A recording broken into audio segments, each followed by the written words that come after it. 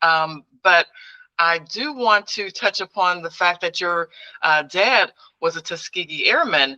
And That's so right. I'm just saying, with that, does that mean he was excited to hear that you were going to become, a part of the Air Force as well? Was he excited That's about that's a great that's a great question. A lot of times Tuskegee Airmen came back, they didn't want to talk about their stories.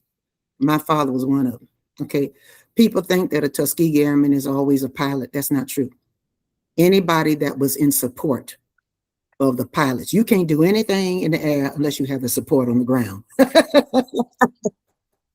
It's like airlines today. If there are no mechanics, no people doing administrative stuff, nobody checking the boxes and all, the pilots can't get up off the ground. Okay, so my father was a procurement officer, and yeah, with the Tuskegee Airmen. So even if women were in there helping, they were called Tuskegee Airmen.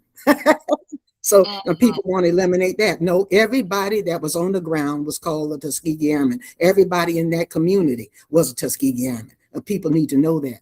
And so, yes, and so he found out that I was going to. He didn't talk about it much, but somebody else did and told us how crucial it was, as he was always encouraging people to stay in the military.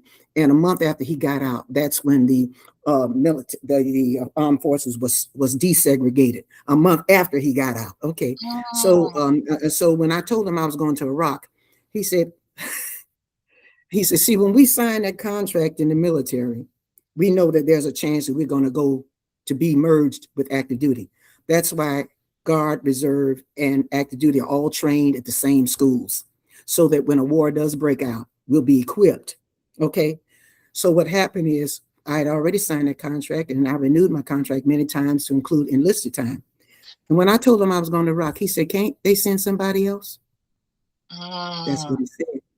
I said, "Daddy," he was in a nursing home at the time. I said, "Daddy, I signed a contract like everybody else. I'm no better than anybody else. God needs me to be there.